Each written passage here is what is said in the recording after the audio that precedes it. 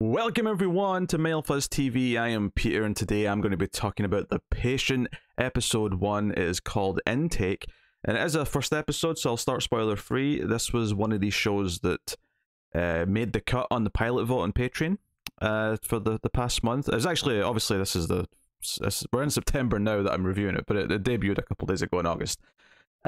So this is a new show from FX/Hulu. Honestly, at this point, it's hard. I mix up which one's more belonging to which now that they're half merged or whatever. But Steve Carrell's in this, and he plays a therapist. And you've got Domhnall Gleeson, who's the other main star of the show, and he's like the patient, the titular patient who comes to therapy. But the first episode starts with Steve Carrell waking up chained in a room to a bed by his ankle. He's been kidnapped, and then the first episode flashes back and kind of gives you some setup of who this character is and some of his ongoing work with his patients and his family life, before then kind of revealing how he got here, right? And that's pretty much episode 1, and that's not spoiling anything, that's just the premise of the show. A few things surprised me about this. I would say first up is the runtime of the episode was kind of shocking. Like I'd seen the trailer when I was like putting the shows in the pilot vote. I always have a look at trailers and give trailers to the patrons to check each show out before they vote. And I'd forgotten a lot of what this show was, but I remembered it having a dark tone and being kind of this serious psychological drama. And when I went to watch the first episode, I was kind of surprised to see it was like 20 minutes long. I think it was 22 minutes, but by the time the credits start rolling at the end, it's only like 19.5 minutes. It's not a long episode by any means. And I had this moment of doubt before I started. I was like, wait, is this a sitcom? Is this a comedy? I don't remember the trailer being a comedy. And it's not. It is this, is this psychological drama. The basic premise of the show, which feels like it's spoiled in the first episode because it's not revealed till late on, but again, it's just the premise. So like a lot of pilots, there's not much to spoil in the first episode, other than maybe some details. But this is about a patient who kidnaps their therapist because he wants therapy because he's a serial killer. That is the premise of the show. And there's nothing really funny about this episode. Now, and the reason why I'm saying that is because you may expect it to be a little funny because it's Steve Carell. Maybe you expect it to be funny because it's a 22-minute episode and there's no comedy. And that's not a failing of it. It's not trying to be a comedy. It's okay.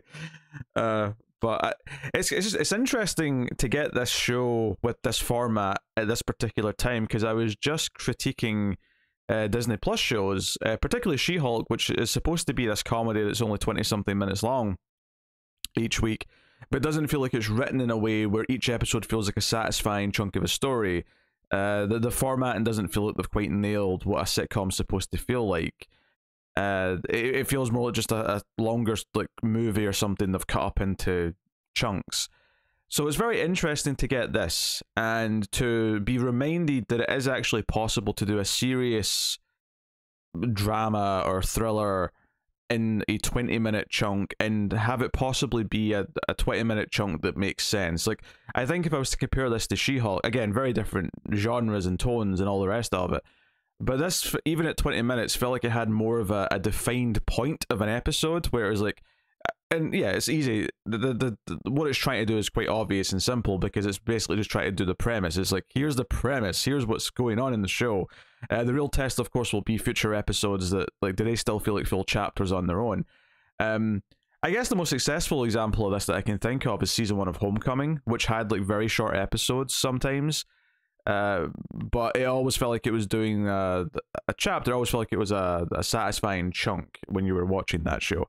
And I think this, at least from episode 1, feels like they've kind of got it. Like, I imagine there'll be a different point of discussion. If most of this show was going to be them having this therapy under duress, and him talking about stuff, maybe he'll talk about his first kill or something, and like one of the early episodes coming up. I could see them having simple ideas that kind of frame what the episode is about in a specific sense as a chapter, and feel a bit more filling. I think that's the other thing is, She-Hulk always felt like it was rushing through things, and this episode I wouldn't say it does. I mean, maybe you could argue it still does just feel like the opening 20 minutes of like a 2-hour movie or something, but I wouldn't say that it feels like it's rushing through any of its beats. It feels like it's you know, trying to have a bit of mood and tone where applicable. You know, the opening scene where Steve Carell wakes up chained to the bed.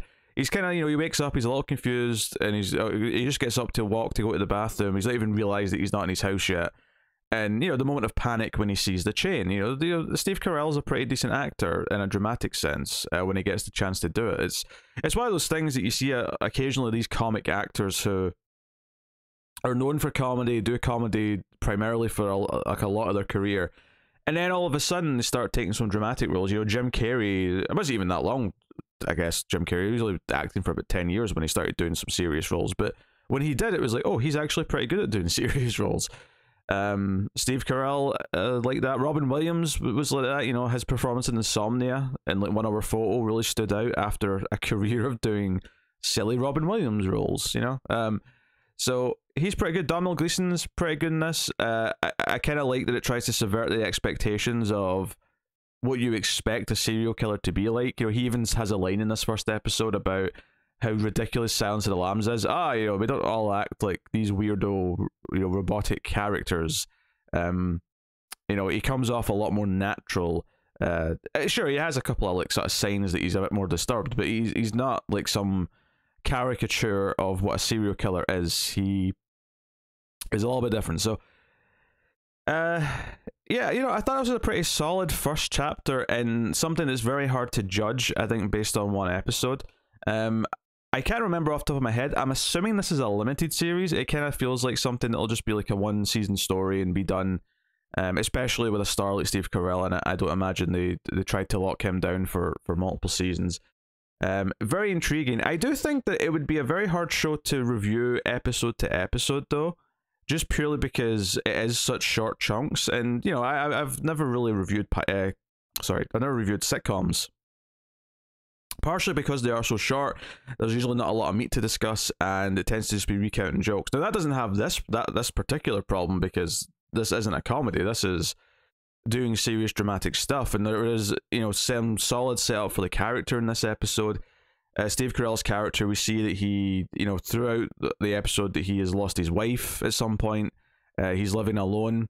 He's a little disconnected from his kids. He tries to reach out to them, but they're, you know, his daughter is not there to answer the phone. His son kind of doesn't really reciprocate his reaching out to him. He tries to give his son like something that belonged to his mother, and he's kind of met with coldness.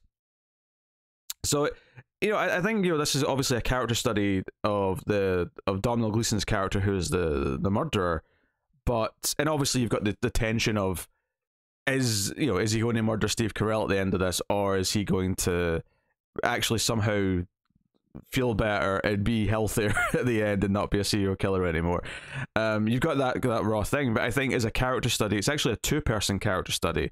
I think the key arc of this show, you've got the in-your-face one, which is the killer character, but then you've got the one that's more the important one of the show, arguably, is the arc of Steve Carell's therapist character, because I think he's kind of detached from life at the start of this show, and I think him sort of like finding his fire again by realizing he can help this really extreme person, this extreme example, is probably going to be what a big part of the show is.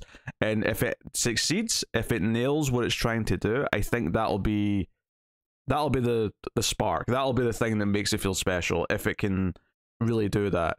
If he, you know, really has growth and feels like he's helped someone, as much as it is someone who kills people. But arguably, by helping him, you're helping all of his potential future victims. So it's that's a good idea in general, I feel like. Performances, like I say, Steve Carell's very good. Domhnall Gleeson, I've liked in a couple of things I've seen him in. Ex Machina being the big example for me. This is a very different role for him. Like I say, I appreciate that it's not this over-the-top performance, but, you know, still with this edge to it where there's a bit of tension, especially once it's revealed exactly, you know, what he is and what he does. So, you know, as far as this first episode plays out, the structure is pretty simple. You've got the opening scene that sets up the danger, then we flash back and sort of build up to the actual capture. And And everything it shows in that you know, section of him and his life before he gets kidnapped is very important. It shows that he's with different patients.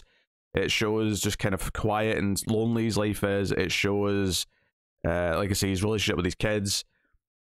It really sets up this character who needs a purpose, I guess, and maybe isn't as fulfilled anymore by his therapy, by his job, because we find out he's written a book as well. That's something that Domhnall Gleeson's character mentions that he read, you know, stuff like that. And I realize I'm talking about everything here without giving a spoiler warning, but there really isn't much to spoil in this first episode. I mean, I think that's often true for pilots, that there's usually only one or two things towards the end that feel like a spoiler.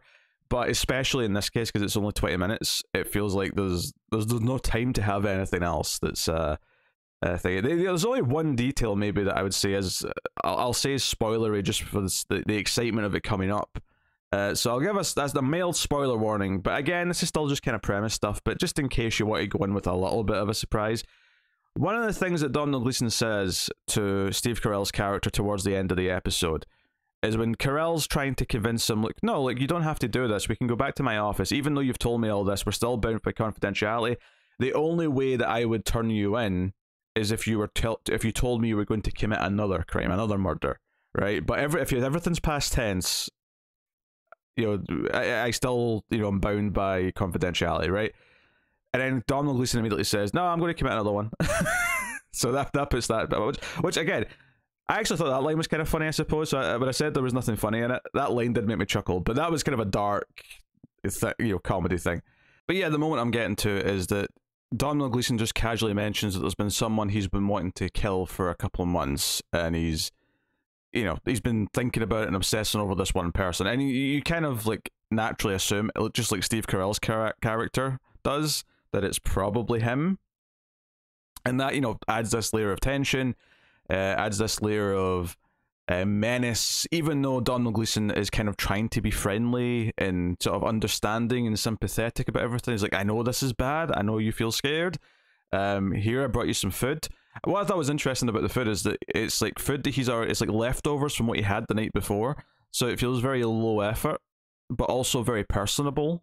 Like you could look at it as he didn't put in like any effort, but at the same time, I think you could also read this as, this is a very like friendly, you know, you share food with a friend. This is food that I started that you can finish. Like he's trying to build this bond almost. Obviously Steve Carell's in no mood to eat right now. He's still in shock and panic of being kidnapped. And of course, this character's a serial killer. His house is like in the middle of the woods where no one can hear anything. He's got the perfect spot for it. And he also talks about his past and about his, you know, how his father used to hit him as a kid a lot and things like that. So I'm sure we'll delve into his psyche and maybe some of the things that have made him the way he is. I kind of expect there to be twists and turns and stuff that he's saying that turns out to be untrue, or to be more to it than what he was leaning, you know.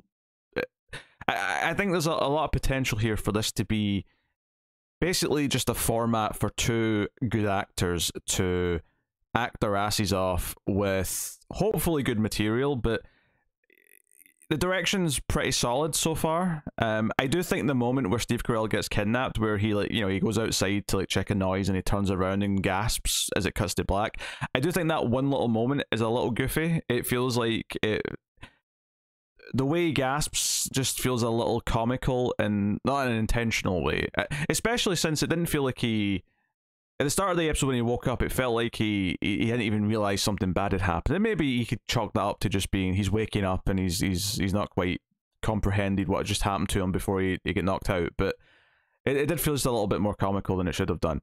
But the direction's solid enough in this first episode, but I think that's not what the strength of the show is really going to be. I think the strength of the show is going to be what's effectively just a two-person conversation revealing secrets about each other. Secrets literally about the killer character because he's got all these like dark stories to tell, but secrets also about the therapist because it's going to sort of, maybe not as overtly, more subtextually, but reveal how he views people, how he views the world, what he's been going through. And it's a pretty standard like therapist trope, actually. It's you know, for the idea that you've got a character in therapy, but it's just about the therapist healing and sort of learning something about themselves as they help the other person as it is about the patient themselves.